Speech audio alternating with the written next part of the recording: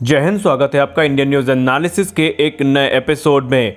आज के अपने इस एपिसोड में हम बात करने वाले हैं LCA तेजस के बारे में।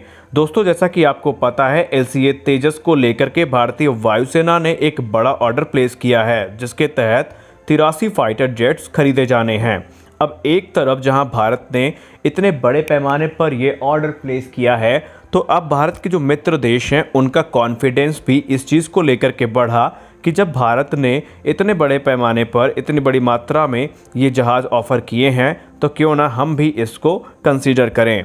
और इसी चीज़ को लेकर के इकोनॉमिक्स टाइम्स ने एक रिपोर्ट पब्लिश की, जिसमें ये बताया गया कि मलेशियन एयरफोर्स की टीम बहुत जल्द भारत पहुंच रही है और वो इस फाइटर जेट का परीक्षण करेंगे और ये देखेंगे कि क्या वाकई ये जेट उनकी ज़रूरतों को पूरा कर सकता है या नहीं। और ये कदम तब उठाया गया जब इंडियन एयरफोर्स ने खुद काफ़ी बड़ी संख्या में इन जेट्स को अपने बेड़े में शामिल करने की बात शुरू की और ऑर्डर भी प्लेस कर दिया। हालांकि अगर हम शेड्यूल की बात करें तो इसको लेकर के अभी कुछ क्लियर नहीं है और ये जो पैंडमिक के रिस्ट्रिक्शंस हैं इनसे प्रभावित भी हो सकते हैं। लेकिन जब ये टीम यहाँ पर आएगी तो इसको जो इंफ्रास्ट्रक्चर है उसका पूरा एक्सेस दिया जाएगा और इसकी जो कॉम्बैट कैपेबिलिटी है उसका एक पूरा डेमोन्स्ट्रेशन भी दिया जाएगा। यानी LCA तेजस की जो कॉम्बैट कैपेबिलिटी है उसका एक पूरा डेमोन्स्ट्रेशन उस टीम के सामने रखा जाएगा। और यही नहीं, इससे संबंधित जितनी भी ज़रूरी जानकारियां हैं भारत के तरफ से मलेशियन एयरफोर्स को प्रोवाइड भी की जाएंगी। अब भारत की तरफ से ये कहा गया कि भारत मलेशिया के सामने तेजस का MK-1A वेरिएंट पेश कर रहा है, जो कि अपने मॉडर्न एसा रेडार, नए एवियोनिक्स और अपनी नई कैपेबिलिटी के साथ बहुत ज़्यादा घातक बन चुका है अपनी कैटेगरी में। और ये भी कहा जाता है कि ये मलेशियन एयरफोर्स की सारी ज़रूरतों को पूरा करने में पूरी तरीके से सक्षम है। अब क्योंकि मलेशिया को इस समय 12 ऐसे एयरक्राफ्ट ऑर्डर करने हैं और बाद में इनकी संख्या और 24 बढ़ा दी जाएगी, लेकिन अब सवाल ये उठता है कि मलेशिया तेजस को कंसीडर क्यों कर रहा है। दरअसल इस समय मलेशिया को अपने 36 फाइटर जेट्स की ज़रूरत है, या ये कह सकते हैं मोटे तौर पर उनको 36 नए लाइट कॉम्बैट एयरक्राफ्ट चाहिए। और इसमें तेजस एक टॉप कंटेंडर के रूप में सामने आया है।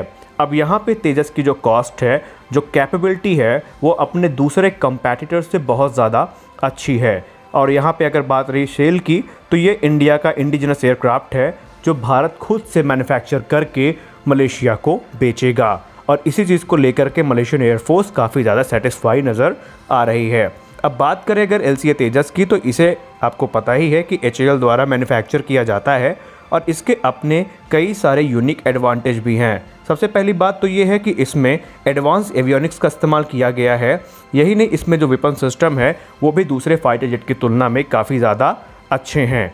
अब इसका एक मेजर एडवांटेज ये भी है कि इसमें जो वेपन इंटीग्रेशन है वो काफ़ी आसानी से हो सकता है, क्योंकि तेजस में रशियन आर्मामेंट्स के साथ साथ जो वेस्टर्न वेपन्स हैं उनको भी आसानी से इंटीग्रेट किया जा सकता है, जो मलेशियन एयरफोर्स की नज़र में सबसे अच्छी बात है। अब बात करें अगर दूसरे कंपैटिटर की, तो उसमें स्वीडन का ग्रिपेन एयरक्राफ्ट शामिल है, लेकिन ग्रिपेन मलेशिया के लिए काफ़ी ज़्यादा एक्सपेंसिव पड़ रहा है।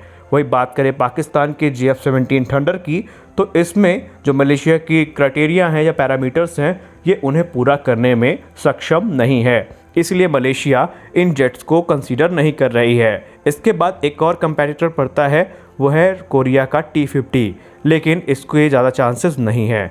फिलहाल मलेशिया ने भारत के इस जहाज़ पे इंटरेस्ट दिखाया है और काफ़ी लंबे समय से मलेशिया इन चीज़ों पर जो है इंटरेस्टेड भी रहा है।